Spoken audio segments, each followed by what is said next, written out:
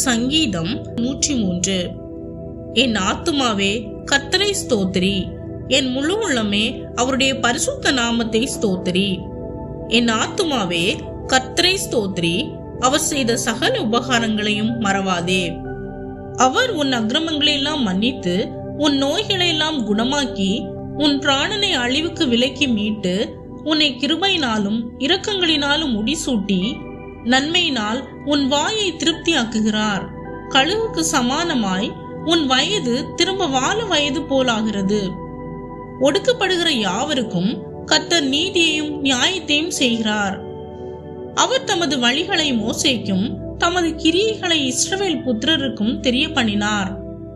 கர்த்தர் உருக்கமும் இரக்கமும் நீடிய சாந்தமும் மிகுந்த கிருபையும் உள்ளவர். அவர் எப்பொழுதும் கடிந்து கொள்ளார், என்றைக்கும் கோபம் கொண்டிரார். அவர் நம்முடைய பாவங்களுக்கு தக்கதாக நமக்கு செய்யாமலும் நம்முடைய அக்கிரமங்களுக்கு தக்கதாக நமக்கு சரி கட்டாமலும் இருக்கிறார். பூமிக்கு வானம் எவ்வளவு உயரமா இருக்கிறதோ அவருக்கு பயப்படுகிறவர்கள் மேல் அவருடைய கிருபையும் அவ்வளவு பெரிதா இருக்கிறது. மேற்குக்கும் கிழக்குக்கும் எவ்வளவு தூரமோ அவ்வளவு தூரமாய் அவர் நம்முடைய பாவங்களை நம்மை விட்டு விலக்கினார். தகப்பன் தன் பிள்ளைகளுக்கு இறங்குகிறது போல கர்த்தர் தமக்கு பயந்தவர்களுக்கு இறங்குகிறார். நம்முடைய உருவம் இன்னதென்று அவர் அறிவார், நாம் மண் என்று நினைவு கூறுகிறார். மனுஷனுடைய நாட்கள் புல்லுக்கு ஒப்பா இருக்கிறது, வெளியின் புஷ்பத்தை போல் பூக்கிறான். காற்று அதன் மேல் வீசின உடனே அது இல்லாமற் போயிற்று, அது இருந்த இடமும் இனி அதை அறியாது. கர்த்தருடைய கிருபையோ அவருக்கு பயந்தவர்கள் மேலும் அவருடைய நீதி அவர்கள் பிள்ளைகளுடைய பிள்ளைகள் மேலும் அநாதியா என்றென்றைக்கும் உள்ளது. அவருடைய உடன்படிக்கையை கை கொண்டு அவருடைய கட்டளைகளின்படி செய்ய நினைக்கிறவர்கள் மேலேயே உள்ளது. கர்த்தர் வானங்களில் தமது சிங்காசனத்தை ஸ்தாபிக்கிறார், அவருடைய ராஜரீகம் சர்வத்தையும் ஆளுகிறது.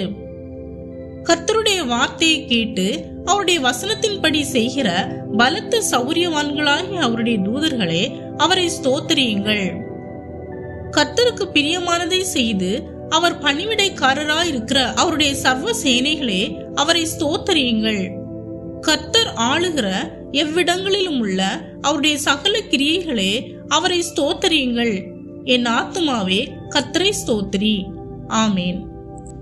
அன்பானவர்களே, இந்த சங்கீதம் தாவீது பாடிய நன்றி மற்றும் ஸ்தோத்திரத்தின் சங்கீதமாகும்.